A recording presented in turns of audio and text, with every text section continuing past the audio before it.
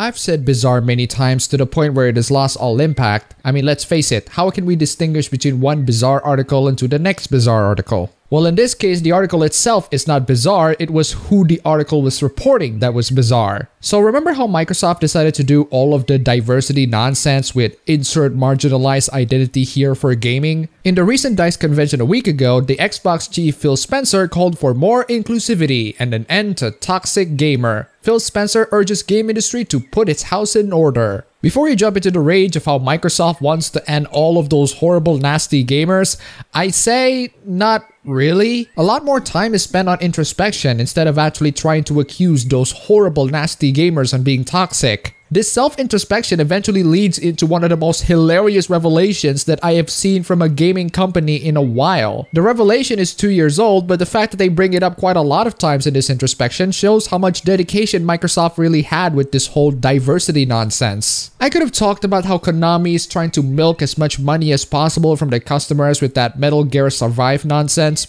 but screw that. This is 10 times more fun. We have Microsoft doing a self-introspection and apologizing to one of the most spectacularly embarrassing decisions that I have ever seen. It looked silly and fun at first, but combining all of that with Microsoft's desire on being progressive, it only makes it more confusing, baffling, and hilarious. In his keynote at the game industry's DICE convention today, Xbox chief Phil Spencer called on game companies to embrace inclusivity and to fix toxic biases that make women and minorities feel unwelcome, both working at game companies and interacting in gaming's online spaces.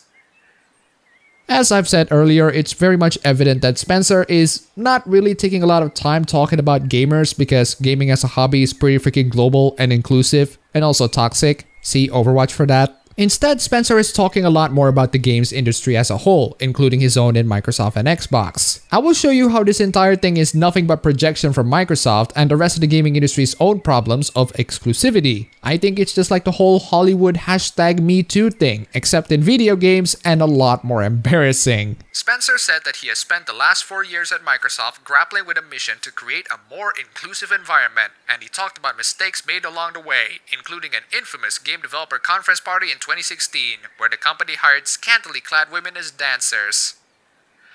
So I went to check out the original article and whoa,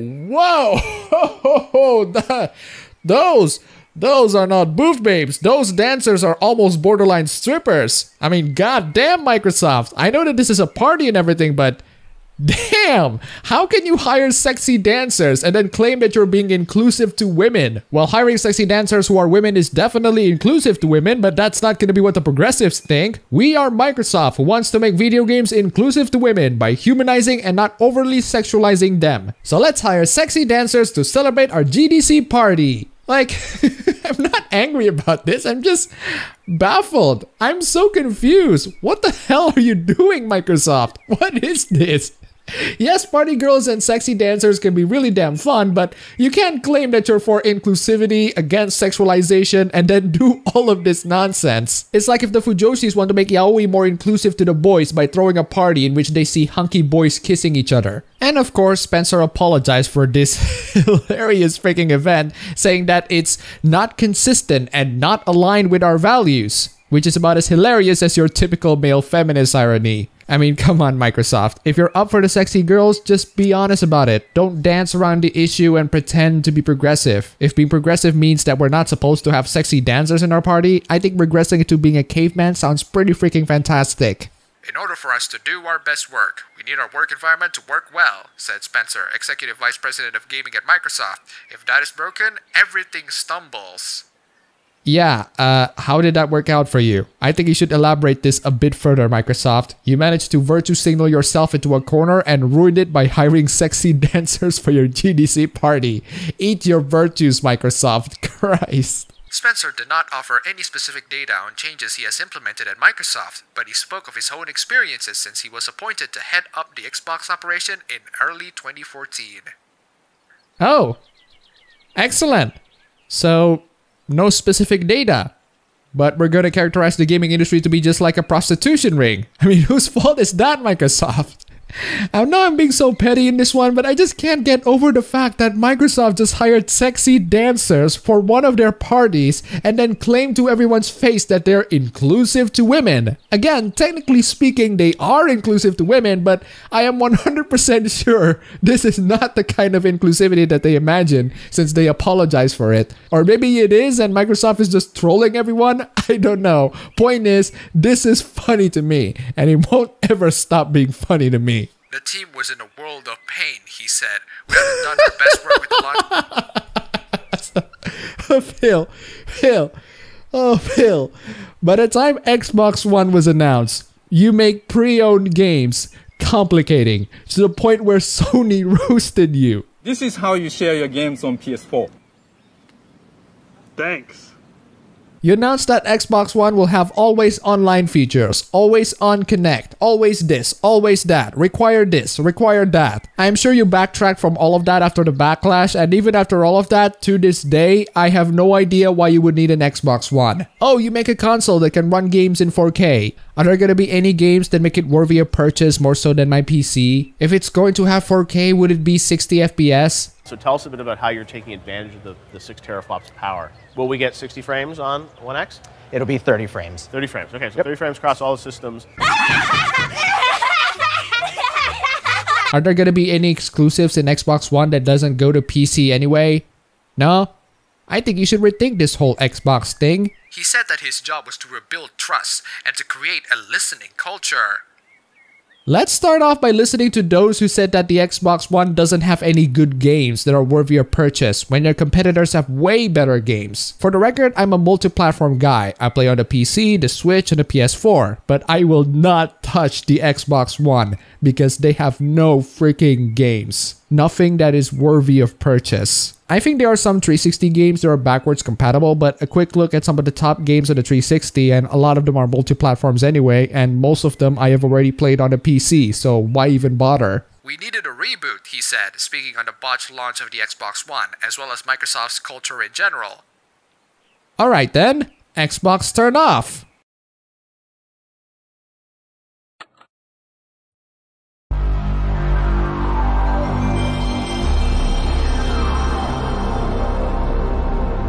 Morale was at low. We kept missing big trends. Infighting and fiefdoms were so famous. People made fun of it. It would have been funny if it hasn't been so true. So we hit refresh on everything. A comprehensive rethinking and rebuilding of our culture. This sounds like an issue that you personally suffered. I don't know why you have to project it to everybody. It's not my problem. It's not anyone else's problem. You deal with it yourself.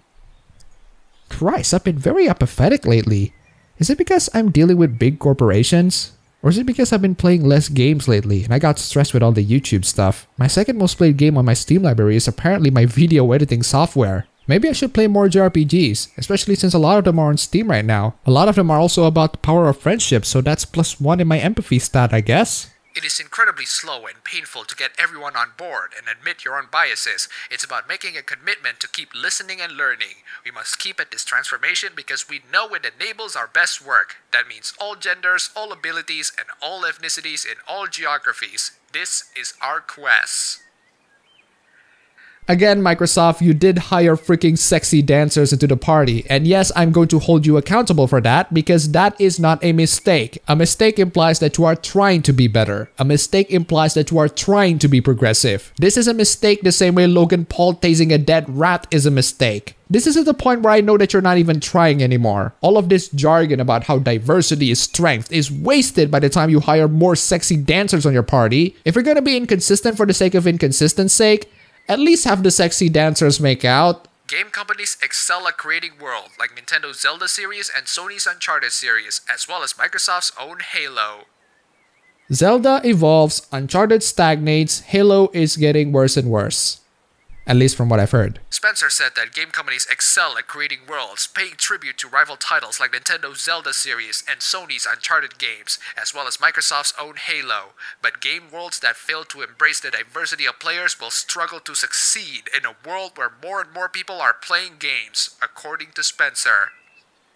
Breath of the Wild is regarded as one of the best games of 2017 and selling like absolute hotcakes not only because the world and the characters are diverse. The gameplay is great, it is absorbing, it has some really nice mechanics. The main protagonist is a guy, sure, but every girl wants to bang Link anyway, so it's perfectly fine to not only play as him but also undress him, the perverted fangirls. Diversity is not a guarantee of success. I think you're attributing your failure in some of your Xbox One exclusive games to something else, and this is just you poorly attempting to dodge the issue. I have heard from so many people that Halo 5 sucked big monkey ballsack, but, well, I'm not a Halo fan, so go consult them. He referenced the GDC Party, which undid a lot of community outreach work that Microsoft was engaged in at the time. The backlash was justifiable and furious, he said. The internal backlash was almost harder. The easy thing would have been for us to sidestep responsibility. Instead, we bet on who we were and what we stood for. This is my PS4 controller and I'm pressing the delp button as hard as I can. We don't stand for any employee or partner who offends others. We communicated that we stand for inclusivity. I personally committed to do better. It's the leader's job to take personal accountability and to be clear about our culture, who we are, and what we stand for. Or don't do better and stick to having sexy dancers in your party. I mean, it sounds pretty freaking fun, don't you think? Sticking to this whole progressive nonsense is only gonna make people even more furious. They would just actually laugh their asses off for how astonishingly hypocritical you are by the time you put those sexy dancers in stage. Just take a concrete position, have a backbone. You want to have girls in your party? Great! Go ahead! Go have girls in your party, have fun! Stop catering it to the progressives! Double down and add more girls instead and have them make out. When we make mistakes, the easy way is to retreat or maybe even deny there's a problem, he said. Instead, I think we have to be active learners, educate ourselves, read, understand other people's views. If we are informed, we can lead with purpose. We must listen first instead of jumping in with the supposed answers. We need to ask the quietest person in the room what they are thinking. This is also another problem that I have. All of these are vague nonsense that doesn't really mean anything. This is just a way for Microsoft to dodge the issue. We should do this, we should do that. It's way too broad and general. You might as well say we should inhale oxygen and it would have had the same effect. He noted that game companies must fix their own internal habits and more effectively police the online spaces that they create.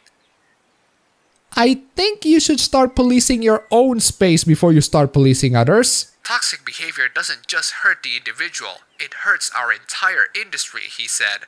We have to ask ourselves, am I building worlds where all of us can thrive and achieve more? Culture can be the tool that enables us to realize the true potential and power of gaming. The time to get our culture right is right now. It's our increasing responsibility to make gaming for everyone. Representation isn't just good common sense, it's good business sense. I don't understand what you're talking about at this moment. The one thing that I do understand is you're still trying to dodge the issue by refusing to be direct with your criticisms. They are so broad and so vague, there's nothing to work on. We cannot build on criticisms that are just nothing but slapping labels or vague characterizations or vague actions. Here you have a chance in talking about why your company is bad and why the gaming culture is toxic. You can talk about all of them in detail. Here you have a chance in describing what kind of actions that you want to take. Instead, you went in with broad descriptions and vague critiques that do nothing but dodge the issues and prolong them even more. And all of this, combined with the massive irony that was the freaking dance party, make me realize that Microsoft is not doing this because they genuinely have principles, but because they don't want to suffer through a PR nightmare. So they apologized and kept being vague on the issue. I mean, come on Microsoft, I just compared you to Logan Paul. The more and more you hire sexy dancers, you're just inches away of being a strip club.